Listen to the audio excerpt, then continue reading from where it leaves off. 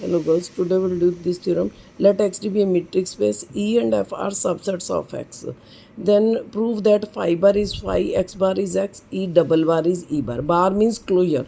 तो जो phi and X है ये आपको मैंने पहले बताया था closed open as well as closed होते हैं ये दोनों। तो जिस थ्योरम में या सम में जैसे कि ज़रूरत है हम इन दोनों को वैसा का यूज़ कर लेते हैं।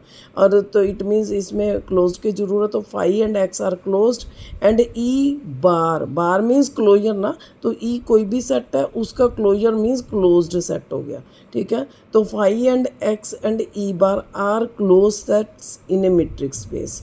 देयरफॉर जो क्लोज सेट है ये पिछली थ्योरम जो मैंने आपको कहा था खुद करनी है।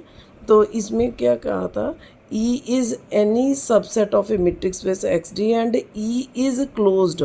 E अगर क्लोज्ड है तो E बार इज़ E के बराबर है, और अगर E बार E के बराबर है तो E को क्लोज्ड कहेंगे।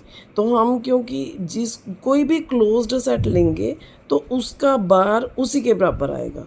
अब क्योंकि हमने कहा कि phi x and E bar are close, तो इनका बार इन्हीं के बराबर। तो फाई का बार फाई, एक्स का बार एक्स, ई बार का बार मीन्स ई डबल बार ई बार ही रहेगा। ठीक है, तो ये फर्स्ट स्टेप तो सीधा ही प्रूव हो गया। सेकंड है E is subset of F implies E bar is subset of F bar. ये हमने ओपन में भी ऐसी थ्योरम की है, तो ओपन सेट्स में भी इसमें ई एंड एफ भी एनी टू सेट्स हैं। तो सेकंड पार्ट कैसे करें, लेट एक्स बिलोंग्स टू, ये गिवन है बेटा, ई इज सबसेट ऑफ एफ, ये गिवन है। एक सेकंड को, जैसे सेट ई है, ठीक है, और ये एफ है, तो E is subset of F, ये गिवन है। ठीक है, तो टू प्रूव क्या करना है, to prove E bar is subset of F bar, ये प्रूव करना है। तो जो चीज़ प्रूव, ये तो गिवन है ई सबसेट ऑफ एफ, जो चीज़ प्रूव करनी होती है उसकी लेफ्ट हैंड साइड को हमेशा हम कोई एलिमेंट बिलोंग करता ले लेते हैं। Let x belongs to E bar. ठीक है, तो ये ले लिया हमने, let x belongs to E bar. तो E bar means set of adherent points को हम, जैसे पीछे हमने ए अडहरेंट पॉइंट की जब डेफिनेशन,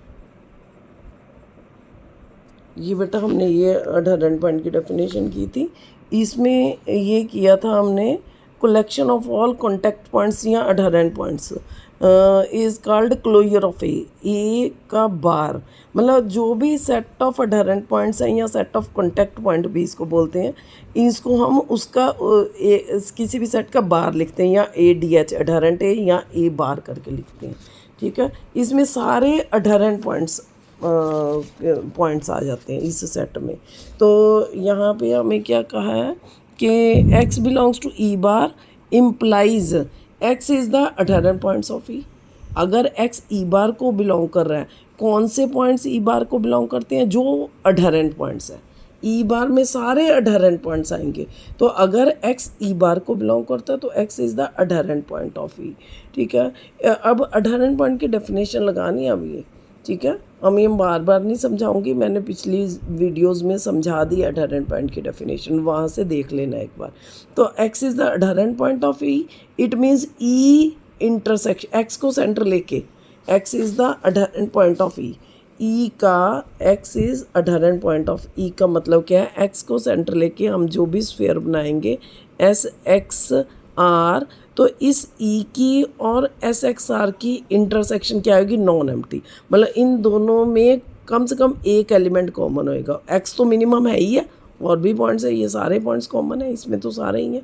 ठीक है, तो क्योंकि एक्स ई को बिलोंग करता गिवन है, तो ले लिया हमने, लेट किया, late x belongs to E बार, मतलब इसके अंदर लाई कर रहा है। ई बार मतलब क्लोजर के अंदर, बाउंड्री पे भी हो सकता है या अंदर भी किसी पॉइंट पे हो सकता है। ठीक है, तो x belongs to E bar means x is the adherent point of E, it means E intersection S x r is non empty. ये डेफिनेशन होगी for each open sphere S x r centred at x।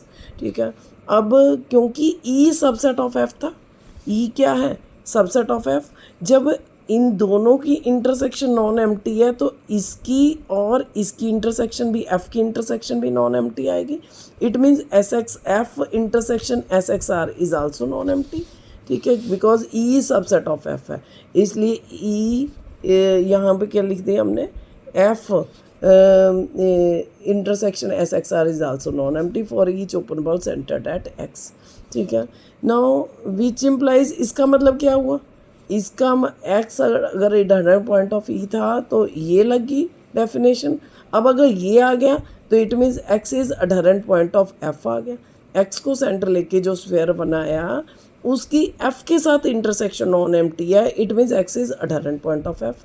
It means x belongs to F bar, है ना. X belongs to E bar था तो x is adherent point of E आ गया ना. तो it means x belongs to F bar. Adherent point of F है तो x belongs to F bar. X belongs to E bar से शुरू किया, x belongs to F bar पे ख़त्म किया. It means E bar is subset of F bar. ठीक है, now we know that E is subset of E third part के लिए. ये प्रूव कर दिया हमने. थर्ड पार्ट के लिए E union F whole bar is equal to E bar union F bar, ये प्रूव करना है.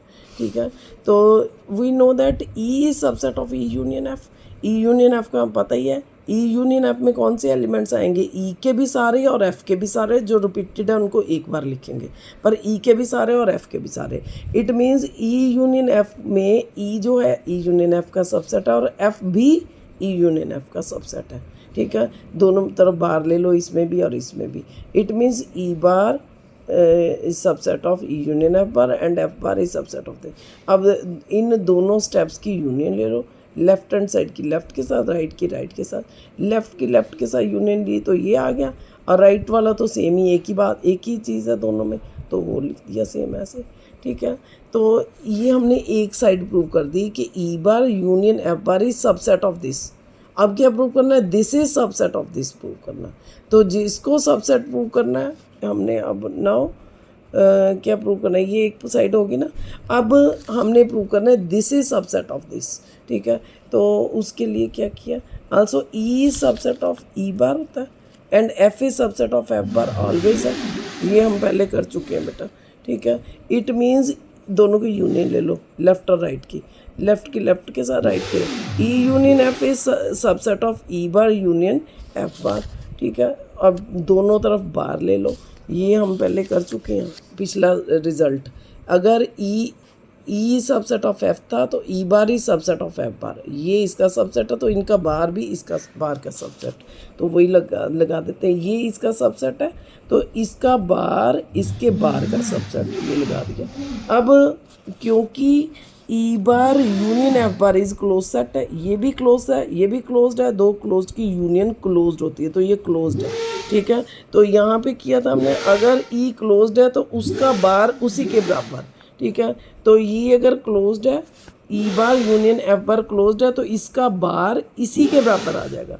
तो इसका बार इसी के बराबर आ गया. It means this is subset. अब ये दोनों रिजल्ट्स को कंबाइन कर दो, इसको और इसको, 1 और 2 को, तो इट मीन्स इक्वलिटी आ गई. ये इक्वलिटी आ गई. लास्ट वाले में इंटरसेक्शन देखो, यूनियन वाले में whole bar is equal to अलग अलग का बार. यूनियन में होल बार मीन्स अलग अलग बार, पर इंटरसेक्शन में whole bar is equal to नहीं है अलग अलग का बार. इसमें सबसेट आएगा, इक्वलिटी नहीं है. इक्वलिटी क्यों नहीं है, वो एग्जांपल से हमेशा ट्रू नहीं होता, क्योंकि कभी हो भी सकता नहीं भी. अभी सिर्फ हम कहेंगे this is subset of this, but this is not always subset of this, ये प्रूव कर देंगे बाद में. इन्होंने तो वैसे ही ये पूछा, अगर पूछा हो कि ये इसका सबसेट क्यों नहीं है तो वो एग्जांपल से समझे. ठीक है, तो we know that E intersection F is subset of E.